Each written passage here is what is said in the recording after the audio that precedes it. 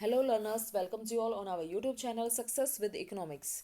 आज हम set B का जो पार्ट 2 है वो डिस्कस करेंगे। 10 मार्च 2023 को जो आपका इकोनॉमिक्स का एग्जाम हुआ था हरियाणा बोर्ड का, उसका सेट बी हम कर रहे थे, जिसका पार्ट 1 हमने कर लिया था, जिसमें 1 मार्क्स के 16 क्वेश्चन हम कंप्लीट कर चुके थे। आज हम ये सेकंड पार्ट करेंगे सेट बी का। तो स्टार्ट करते हैं। Very short answer type question है। Question number second, what is marginal opportunity cost. Marginal opportunity cost सीमांत अवसर लागत क्या होती है? नेक्स्ट बेस्ट अल्टरनेटिव जो कॉस्ट होती है, जिसमें हम एक को लेने के लिए दूसरे को छोड़ने को रेडी होते हैं। Gain in X and loss in Y, ये हमारा फॉर्मूला इसमें होता है। Gain in X and loss in Y, या हम इसको ऐसे भी लिख सकते हैं डेल्टा एक्स डेल्टा वाई, इन दोनों का रेशो। ठीक है। उसके बाद है बजट लाइन। बजट लाइन हमारी क्या होती है? Downward sloping, P Y P X, ये फॉर्मूला भी है, P X upon P Y.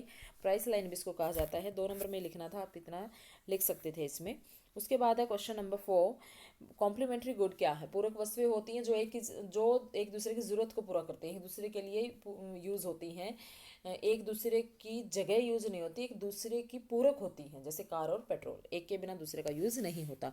Very short period क्या होता है? क्वेश्चन नंबर 5, अति अल्पकाल, जहाँ पर पूर्ति बिल्कुल बेलोचदार होती है, इनइलास्टिक होती है, सप्लाई को हम ना बढ़ा सकते हैं ना घटा सकते हैं। उसके बाद है जब मांग की अपेक्षा पूर्ति में अधिक वृद्धि होती है, इसको डायग्राम के थ्रू बताना था। ये आपकी डिमांड है, ये सप्लाई है। सप्लाई में जब इंक्रीज होता है, पहले वाला पॉइंट जो था इक्विलिब्रियम पॉइंट ये है, दूसरे वाला जब सप्लाई इंक्रीज होती है डिमांड वही है, तो दूसरा पॉइंट ये हो गया, इसका मतलब प्राइस गिर गया है और सप्लाई हमारी बढ़ गई है। तो डायग्राम से इसको हम ऐसे बना सकते थे, जो बोला है वो एक्सप्लेन किया जा सकता था। उसके बाद है क्वेश्चन नंबर 7, M1 और M2 में डिफरेंस बताना है। तो M1 क्या है? Currency plus demand deposit plus other deposit, and M2 क्या है? M1 plus time deposit. ठीक है। तो ये इस तरीके से हम इसके दोनों की इक्वेशन यहाँ पर लिख सकते थे। 2 नंबर में ही था। क्वेश्चन नंबर 8 है, फुल एम्प्लॉयमेंट क्या है? फुल एम्प्लॉयमेंट क्या होता है? Aggregate demand and aggregate supply जब दोनों बराबर होते हैं। ये क्वेश्चन नंबर 8, जहाँ पर एग्रीगेट डिमांड और एग्रीगेट सप्लाई दोनों बराबर होते हैं, फुल एम्प्लॉयमेंट वहाँ होता है। अब है शॉर्ट आंसर टाइप, 4 मार्क्स के जो क्वेश्चन है। Explain the factor which influence the price elasticity of demand. मांग की लोच को प्रभावित करने वाले तत्व बताने हैं, जिसमें कौन से बताने थे यहाँ पर? जैसे वस्तु की प्रकृति, nature of the commodity, consumer size, weather and time period, बहुत सारे फैक्टर हैं जिसकी वजह से मांग की लोच प्रभावित होती है। अब है explain the relation between total cost and marginal cost. Relationship बताना है। ये देखिए, ये टोटल कॉस्ट और ये है मार्जिनल कॉस्ट। टोटल कॉस्ट जब बढ़ रही है तो मार्जिनल कॉस्ट बढ़ रही है गिरती दर से, यानी कि घट रही है। अब मार्जिन जब टोटल कॉस्ट बढ़नी बंद हो जाती है, मार्जिनल कॉस्ट मिनिमम होती है। जब टोटल कॉस्ट बढ़ रही होती है तो मार्जिनल कॉस्ट भी बढ़ रही होती है। ठीक है। तो अब उसके बाद है, ये आप इसको, ये जो मैंने बोला, ये 3 लाइन भी लिख सकते थे, 3 4, और इसका डायग्राम भी बना के दिखा सकते थे। उसके बाद है पूर्ण प्रतियोगी व्यवस्था में असमन्वय, जब सुपर नॉर्मल प्रॉफिट एक कंपनी को मिल रहे होते हैं तो उसका डायग्राम कैसे बनेगा? ये AR MR एक्स एक्सिस के पैरेलल होता है, और ये है AC MC इसके मिनिमम को कट करके जाएगा। लेकिन 2 condition, first order condition, second order condition, हमारी जो मार्केट वाली सीरीज है वहाँ बहुत अच्छे से मैंने आपको ये सारा परफेक्ट कंपटीशन एक एक कंसेप्ट मैंने वहाँ क्लियर करा रखा है। तो वहाँ पर मैंने आपको समझाया था कि 2 कंडीशन होती है, first order and second order. First order condition में जहाँ मार्जिनल कॉस्ट और मार्जिनल रेवेन्यू दोनों बराबर होते हैं, एंड मार्जिनल को second order condition, marginal cost MR को नीचे से कट करके ऊपर की तरफ जाएगा, तो ये वाली कंडीशन। तो आप इसको लिख भी सकते थे, और ये डायग्राम तो बनाना ही था।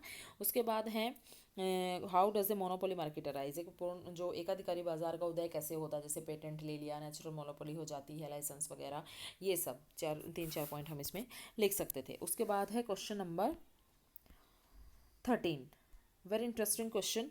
आप ये देखिए, मैंने आपको ये बताया था कि जब हिंदी और इंग्लिश ऐसे दोनों में दे रखा हो तो इंग्लिश वाला अगर आप पढ़ेंगे ना न्यूमेरिकल निकालते टाइम, तो आपको जल्दी समझ आएगा। और इंग्लिश वाला अगर दोनों में, हिंदी और इंग्लिश में अगर कोई गड़बड़ होती है तो इंग्लिश वाला ही क्या माना जाता है? ठीक माना जाता है। क्वेश्चन आप इंग्लिश में अगर पढ़ेंगे, और हिंदी में अलग दे रखा है, इंग्लिश में अलग दे रखा, तो आप इंग्लिश वाले को प्रेफरेंस देंगे। ठीक है। अब मैं ये क्यों कह रही हूँ? क्योंकि यहाँ पर ऐसी गड़बड़ हुई है। अब आप देखिए क्वेश्चन नंबर 13 में gross domestic product at market price पूछा हुआ, बाजार कीमत पर सकल घरेलू, ये तो ठीक है। बट उसके बाद हिंदी में देखिए, बी पार्ट में कारक लागत पर सकल घरेलू उत्पाद, और यहाँ है नेट नेशनल प्रोडक्ट, यहाँ है ग्रॉस डोमेस्टिक, और यहाँ है नेट नेशनल। बहुत बड़ा डिफरेंस है ये। तो इसका मतलब हमने हिंदी वाले को यहाँ प्रेफरेंस नहीं देनी, इंग्लिश में जो पूछा हुआ है ना वो हमने लिखना है। तो इंग्लिश में पूछा है NNP एट फैक्ट्री कॉस्ट, ठीक है। और ये था GDP एट मार्केट प्राइस। तो एट मार्केट प्राइस है, ग्रोस है, डोमेस्टिक है। अब डोमेस्टिक है तो इनकम फ्रॉम अब्रॉड माइनस कर देनी है, ग्रोस है तो इसका मतलब हमने डेप्रिसिएशन प्लस करनी है, मार्केट प्राइस है तो उसका मतलब हमने नेट इनडायरेक्ट टैक्स को भी प्लस करना है। तीनों बातें माइंड में होंगी तो जल्दी समझ आएगा। अब उसके बाद ये देखिए नेट नेशनल, अब नेट है तो इसका मतलब डेप्रिसिएशन माइनस कर देनी है, नेशनल है तो इसका मतलब इनकम फ्रॉम अब्रॉड को प्लस करना है, एट फैक्टर कॉस्ट है तो इसका मतलब हमने नेट इनडायरेक्ट टैक्स को भी माइनस करना है। मार्केट प्राइस में प्लस होता है, फैक्टर कॉस्ट में नेट इनडायरेक्ट टैक्स माइनस होता है, ठीक है। तो अब इसको हम स्टार्टिंग में अगर ये निकालेंगे ना GDP एट मार्केट प्राइस, तो हमने इसमें किराया, लाभ, ब्याज, रॉयल्टी, मजदूरी, वेतन, सामाजिक सुरक्षा का योगदान, निवल प्रत्यक्ष कर और अचल पूंजी का उपभोग, ये हमने सब ऐड कर देना था।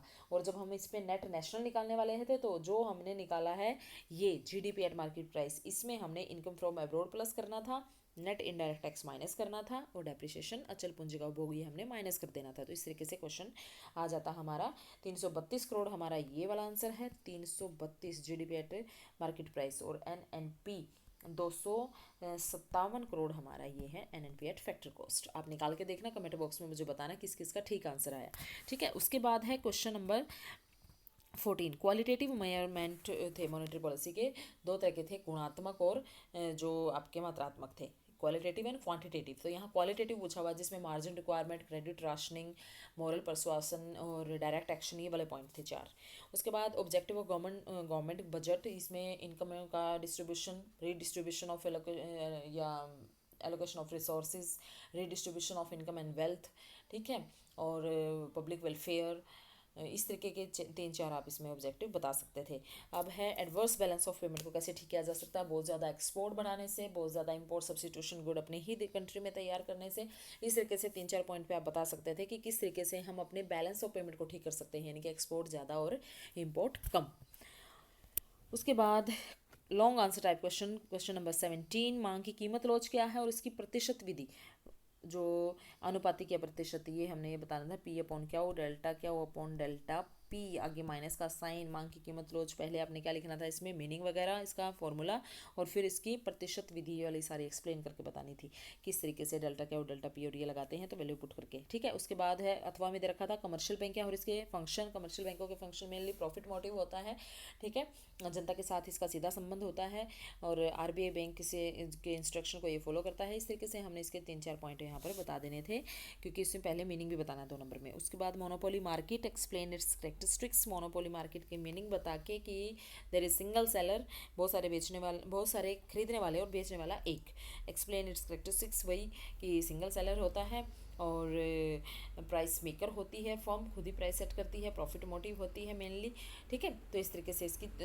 4-5 आप वो बता सकते थे। प्राइस डिस्क्रिमिनेशन होता है इसमें, मोस्ट इंपॉर्टेंट बात है कि कीमत विभेदीकरण होता है, ठीक है। उसके बाद एकाधिकारी प्रतियोगिता बाजार के आप इसमें 6 विशेषता बता सकते हैं, बहुत सारे खरीदने वाले, बहुत सारे बेचने वाले, बट प्रोडक्ट डिफ्रेंशिएशन होता है, क्रॉस सब्सिट्यूट अवेलेबल होते हैं, इस तरीके से। यहाँ मोनोपोली में क्रॉस सब्सिट्यूट अवेलेबल नहीं होते, इस तरीके से 6 पॉइंट आप इसमें बता सकते थे। क्वेश्चन नंबर 19 में क्या है, एक्सपेंडिचर मेथड, एक्सपेंडिचर मेथड यहाँ पर एक्सप्लेन कर देना था आपने, इसके प्राइमरी, सेकेंडरी, टर्शरी और ये फर्स्ट स्टेप और सेकंड स्टेप, सारे स्टेप वाइज इसमें आपने इस मेथड को कंप्लीट करना था। या फिर अथवा वाला क्वेश्चन, इसमें कौन सी बातें, कौन सी सावधानियां रखनी चाहिए इनकम मेथड को मापने के, इनकम मेथड से राष्ट्रीय को जब मापते हैं तो 26-27 पॉइंट आपकी बुक में दे रखे हैं, कोई आपने 6-7 ही पॉइंट यहाँ पर लिखने थे।